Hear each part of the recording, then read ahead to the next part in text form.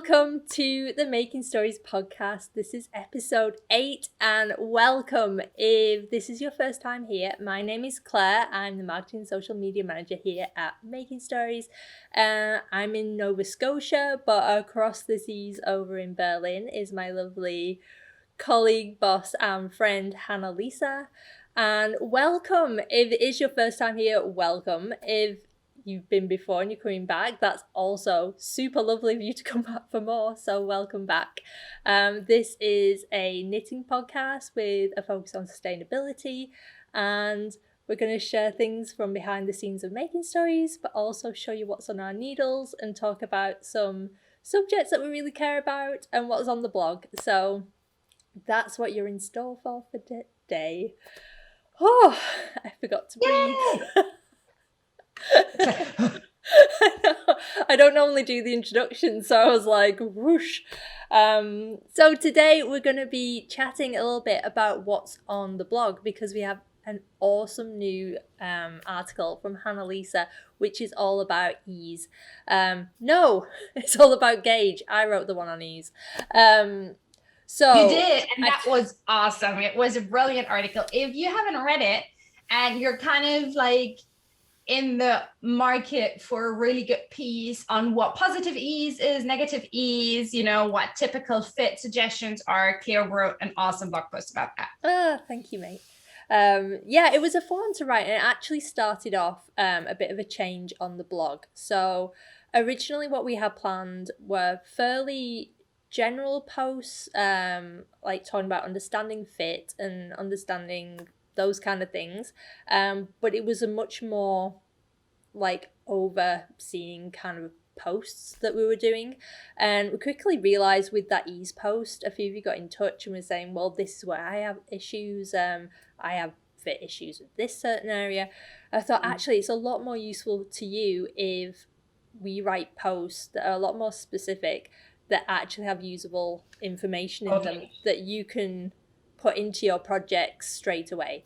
So that's what we're doing now. So we're changing things up a little bit. So I wrote that article on ease, and this week Hannah-Lisa's written an awesome one on Gauge, and between those two posts you can really get to grips with fit, and then it'll make all the next posts a lot more simple. So Hannah-Lisa, why don't you chat a little bit about your article? Sure. Let's start this off with by actually saying what Gauge is. I like sort of assuming that we're starting from scratch, because I always find those articles, honestly, myself the most useful, right? So Gauge in knitting is how many stitches and rows you get over a certain length, width, height. So you will see this often referenced in knitting patterns as, you know, Gauge 10 by 10 centimeters, 4 by 4 inches is 28 stitches and 43 rows. That means that if you knit a Gauge swatch and you measure it, you have 28 stitches that will fit in 10 centimeters or 4 inches, and 43 rows that will fit in 10 centimeters or 4 inches. Now, why is that important? It's important because it determines how big your knitting actually is, because usually a knitting pattern will tell you to cast on a certain number of stitches. Now, if you do the math, you take the number of stitches that you cast on and the gauge that you're supposed to work at, you arrive at, say, the bust circumference of a sweater. Yeah. If you're working exactly to gauge, which means you're working exactly at the same gauge that the pattern states, you will end up having ideally the exact same bust measurement, for example, that the pattern also states. Often though, that doesn't happen. Like getting gauge is really tricky. Yeah. So this blog post really focuses on what can you do if you cannot get gauge. And there are two different ways that you cannot get gauge. One is that your stitch gauge is off, and the other one is that your row gauge is off. And if I'm going to walk you through all of the details of the article, we're going to be here in like 3 hours. But basically what you'll see in the article is that I make a few recommendations how to maybe work another gauge swatch using different needles, not only size-wise, but also material-wise, which can often make a difference if you're looking at getting row gauge. But we'll also dive a little into, what if you actually like the gauge that you're getting? This is where I usually operate from. I make a gauge swatch, not just because I want to knit to the exact gauge the pattern states, but because I want to see if I like the fabric that I actually get. And often what will happen is that I like the fabric that I get, but it will be slightly different from the gauge that the pattern states. And one of my favorite hacks for this, or for handling that situation, is then to actually see if you can maybe knit a different size with the same stitch amount, like stitch numbers that the pattern gives you, and end up at the bust circumference that you want in it. Which is Does that make sense? It makes perfect sense, and it's an awesome skill to have, and it's one of the things through all the blog posts that I'm hoping we achieve a little bit, because once I started being able to do things like that is when I felt like I could get really creative with my knitting projects, where I had a lot more control over the fit. And it was just, it kind of opened it up. I get quite geeky about doing things like that and tweaking parts of the pattern. And I don't know, I just open a whole other load of enjoyment that came from my knitting, and also resulted in things that I love wearing. So I'm excited. And I went through quite a journey with gauge. I started off my knitting quite a few years ago, about like 10 years ago, with not knowing that the concept of gauge actually existed. Yeah, it's exactly the same. So I didn't know that. And then I went through a phase where I was very determined to absolutely knit to the gauge the pattern stated. Mm-hmm. And as I've become more confident as a knitter, I've sort of transitioned into what I just described. I've realized that it matters more to me, how the fabric drapes, and that I get a fit that I really like on my body than knitting exactly to the pattern specifications. And all of the blog posts that we've already published and that we're about to publish this year really hope to help you achieve the same goal, sort of help you get confident in all of the knitting skills that will help you make things that you really love and that you love to wear and that you'll wear for years to come, because there's nothing more sustainable than that. Exactly. And it's just fun. It's always good if you can get to the point where you can spot stuff like that in a pattern and you can tweak things, then it also means you're a lot less stressed about the finished thing. Because I remember when I was doing my first sweaters, and you invest all that time and money in the yarn, and you sit down. There were so many projects where I'd be knitting and then be like, oh, I don't think this is going to fit. I don't think this is going to look right. And it just makes you more confident and then leads to a more enjoyable knitting experience, which is very important. But don't despair if you're at the beginning of your knitting journey. Yeah. Like, this really just takes practice. Oh, definitely. Yeah. Tons of practice. And hopefully with the blog post, we will help you if you are at the beginning of your journey. So yeah, that's what's on the blog this week. I'm going to put the link below if you want to check it out. I'll also stick the link to the Ease one too, because I think they make really good partner articles. Yeah, definitely. And it'll stand you in good stead for if you are newer to all this. It'll kind of prepare you for what's going to be coming, not in like a scary way. That sounded ominous. But just in the stuff we're going to be talking about, it's going to stand you in good stead for that. So yeah. So we have something exciting to show you next. Are you going to show them first?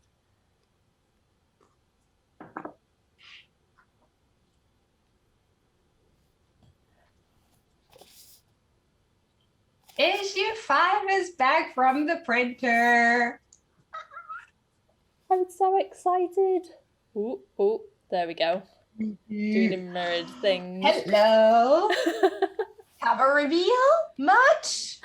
Isn't it awesome. Okay, I'm gonna freak out slightly because I so know. good.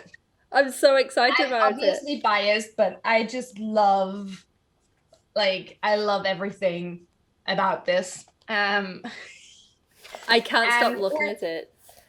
huh? I can't stop looking at it. I've had a copy near me ever since it arrived, and I keep going through it and making knitting plans. Yeah. So we're gonna tease you a little bit with this. So it's still a little way until the official release of issue 5, which is on March 24th. So just over 3 weeks away. We're gonna get into all of the pattern details and all of the things in due time. Here on Instagram, in our newsletter, on the website. But we thought it might be fun to just share this with you because you might be seeing this pop up on our Instagram feed, and also because our lovely stockists have started putting pre-orders up on their website. So also, if you're a stockist, your pre-orders are open now. So if you want to place an order, please do so. And if you want to support your local yarn shop, you can, with most of our stockists, place an order with them before the actual release date so that you'll get it in time for the release. And yeah, I think we're both super happy with the gorgeous designs, with the absolutely amazing editorial stuff that we have in there, with our gorgeous model, Sharifa. Could just talk about how absolutely stunning she is. Gorgeous. And I think we're really, really excited to share more about this. I'm so excited. Carrie's already deep down in the patterns again. You've lost me again. Sorry, I was just like, you just talk. You do the rest of the podcast. I'm gonna sit and read this. Honestly, I've never been more excited about a scarf in my life. Normally I'm not a scarf person, but I'm gonna have to get it on my needles. I've been doing a huge amount of planning since it arrived. Also, the Canadian Post, it arrived insanely fast. Normally, it gets dispatched from Berlin, and I normally get my copies after everyone else is getting theirs as well. Yeah. So it was here in like a week, and I couldn't believe it. So I'm so excited. I've been doing all the planning because I want to knit all the things from it.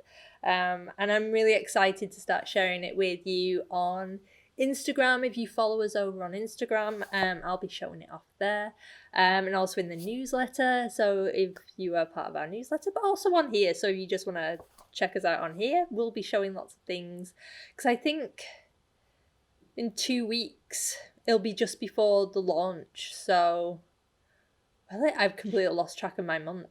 It will be a little over a week before the launch, and so that's basically going to be our last episode before the launch. And then also in terms of what's going on behind the scenes, these are now basically, they started back in February, but these are now the busiest weeks up around release date, because for stockist orders start, then subscriber copies ship, then we have the official launch with all of the celebrating that we're going to be doing. We'll be casting something on, and it's always super fun, and it's just such a nice thing, I think, to finally hold the print copy in our hands after having worked on this for over a year. It's like, it's here.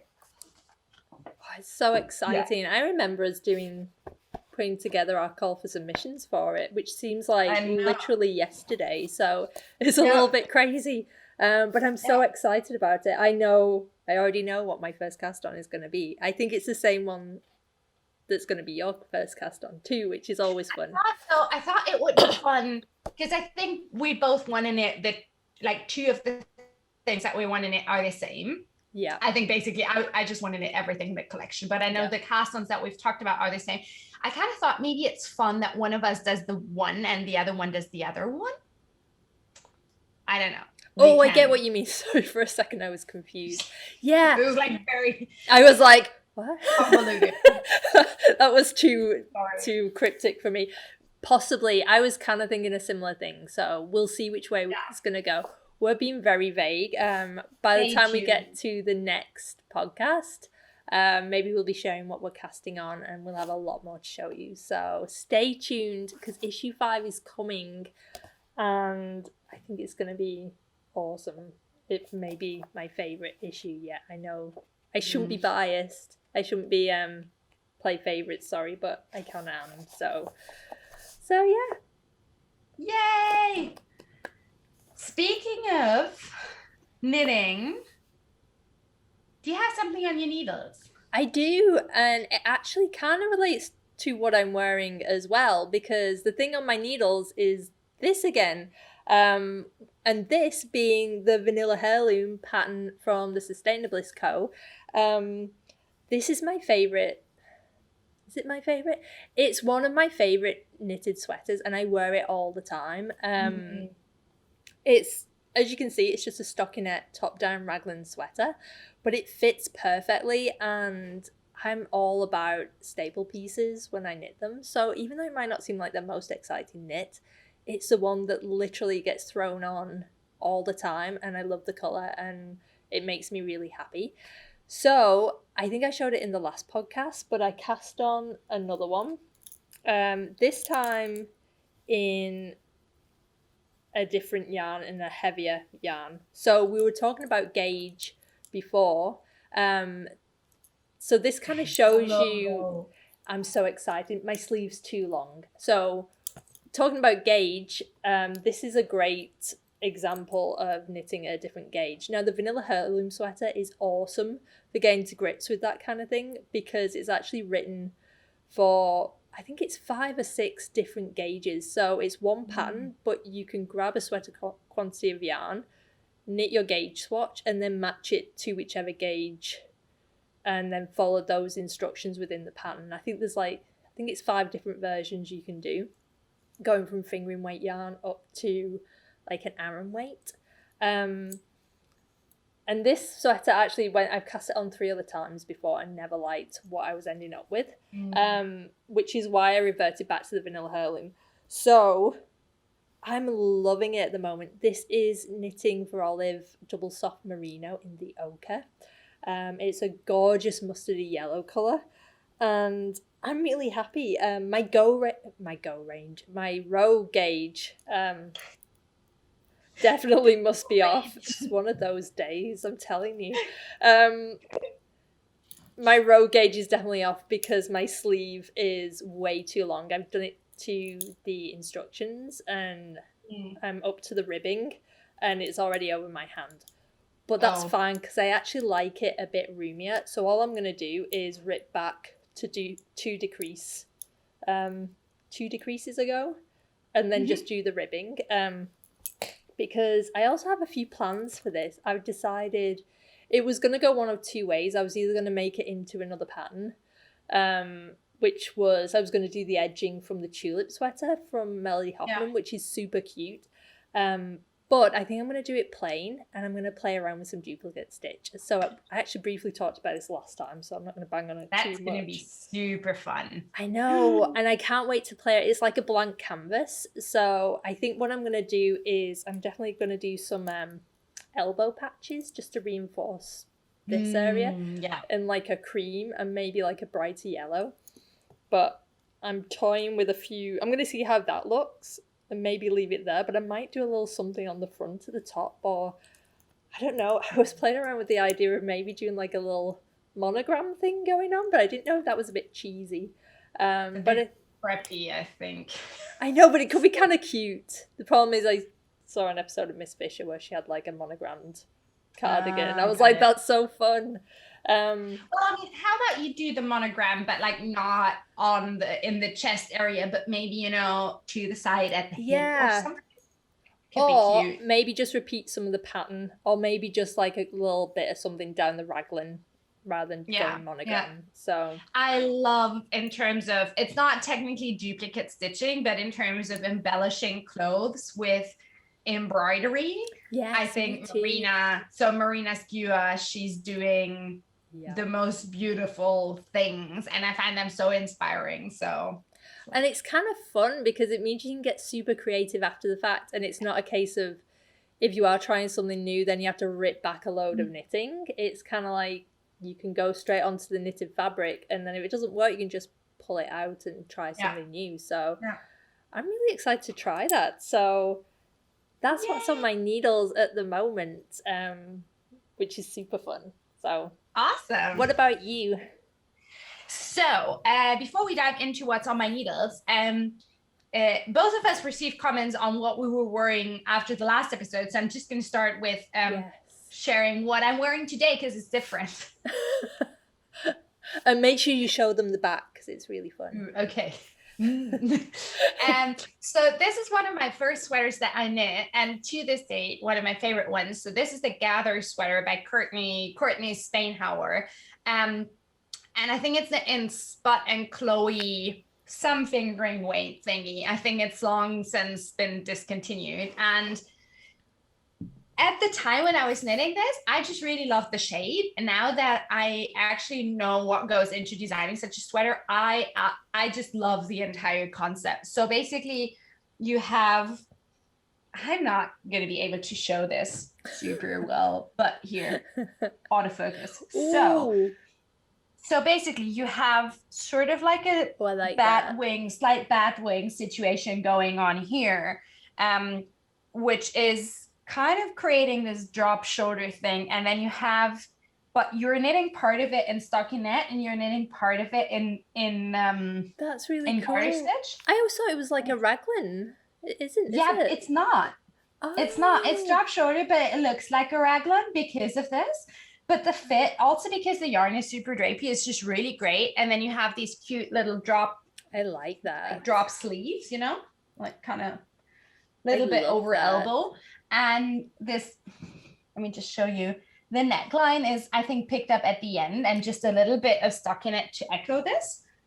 Ooh. And I'm going to try and stand up. It's cropped and it's one of my favorite silhouettes. And so per request, this is the back. Oh, look, it's like a party going on back there. Because you wouldn't think it's very like... Also, if I were to knit this now, I would probably do something very different. But so this is like a mesh pattern. And in the original pattern, it's in one color.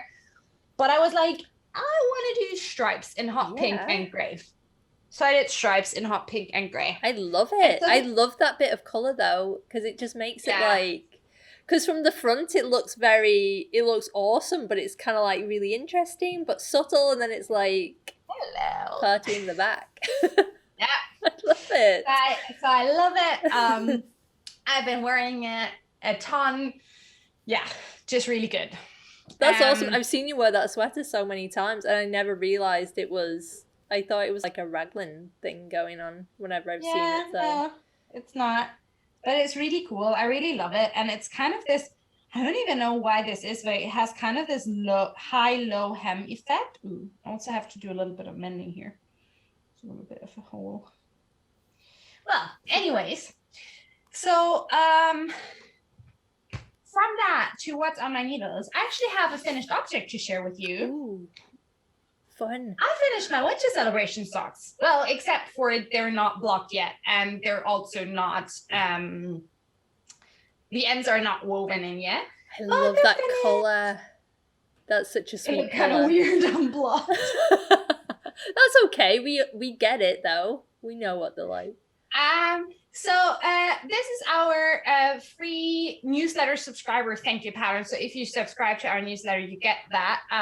It's a toe-up DK weight sock pattern with this cute little cable running up the front, and originally designed for Woolly Mammoth Fiber Co's Natural Sock DK, which this is also knit in. I lost the ball band. I have no idea what this awesome color is called, but just look at these cute, you know, it's like ice cream. It is. It's cream and then all sorts of different shades of pink and tiny specks of violet in there. I just love it. Ooh, I really love it too. Yeah, and I played yarn chicken and I think the thing is, like, I would have had enough yarn if it weren't for the fact that I used this yarn when way back when I designed these socks for a gauge swatch. So if I hadn't done the gauge swatch, I would have had enough yarn to finish the second sock. But I went stash diving, and I actually like how this looks. It's not a perfect fit. So this is I like it. This is a natural. So this is a DK weight yarn, right? Mm-hmm. This is at least an Aran, if not a worsted weight, natural kind of thing. Yeah. There's a camera. Hello, please focus. But I kind of like it because it picks up on the creams in the pattern. I tried a few different options. I also had like a hot pink that I didn't really like, and then I had something that was more into the violet/lilac kind of thing, but I really liked. I like that. I think it really goes well with the sock. Yeah. So yeah, and they're just going to be comfy home socks, so which is perfect for around the house. I say every time you show them, I need to cast on a pair of the Winter Celebration socks because I love cozy socks. I'm not really a slipper person until he pinches them, so I tend to like thick socks. Yeah. I think they're the perfect palette cleanser, and I'm just really happy that I have them off my needles now and I can start wearing them now that it gets warm. Well, so that is the one thing that I wanted to share with you today. And the other thing, I think I already shared this 2 weeks ago. Claire, you have to remind me. Did I share this 2 weeks ago? What is it? Oh, it's Treasure. It's a cowl. I don't know if you'd had it cast on then. I think you showed people plans for it. God, I can't remember, which is terrible. Yeah, but probably not. I also did the very bad podcaster thing where I stopped in the middle of a row, so I have to figure out. I don't think I showed this either. I don't know. So I'm just going to quickly walk you through what this is. So this is going to be the Treasured cowl from our kids collection, a pattern by lovely Claire.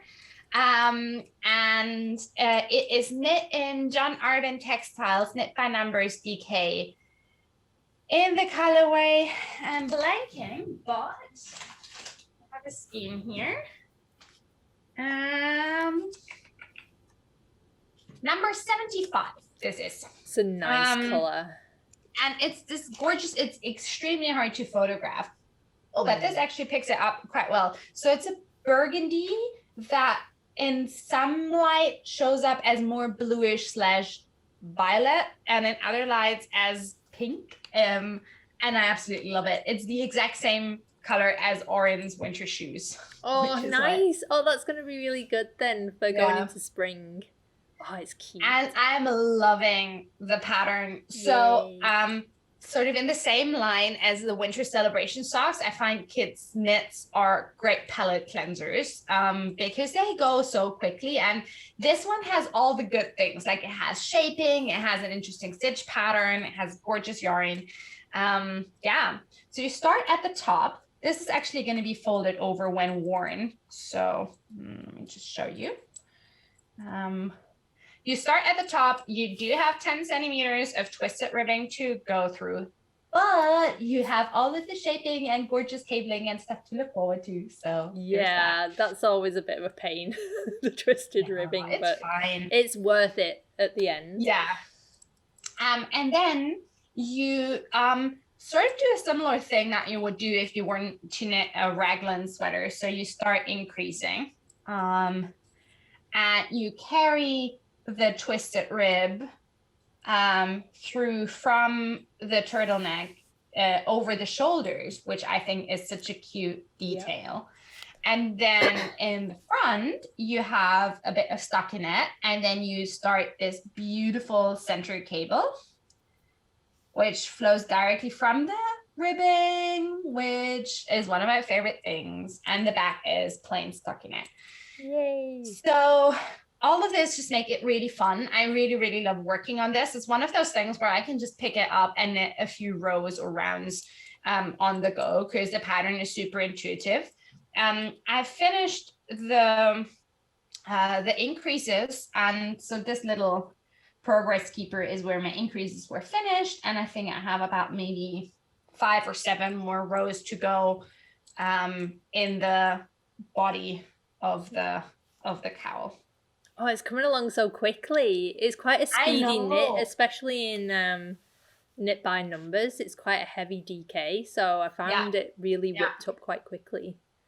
Yeah, so I'm really looking forward to this, and I'm kind of, so it's gotten, well, I said earlier it's getting warm now, but it's actually gotten quite cold again here in Berlin. It's super sunny outside. I'm just looking out the window. We have beautiful blue sky today.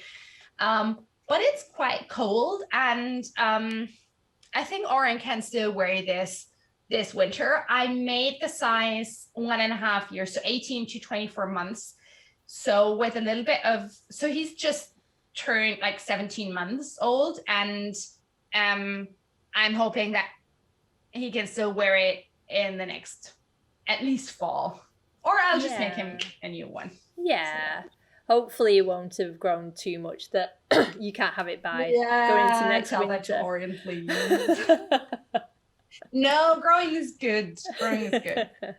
So yeah, that's on my needles. Yay! That's exciting. I need to get something small. I've been all about sweater knitting these days, so I think I need to get some socks on there or something else. I'm working on a little hat pattern at the moment, but that's kind of like a work thing, so I need like something just on there that I could just whip up that I can whip up quickly. So yeah. So I think that's everything we had to share today. Yeah, I think so too. If you have anything else that you'd like us to talk about, also if you have any questions on ease or gauge that you would like us to explore either here or on the blog, or FID for that matter, just comment down below. And yeah, I'm excited for the next few weeks. This is going to be a whirlwind until the release, and then there's going to be a release day, and it's going to be so nice. I cannot wait.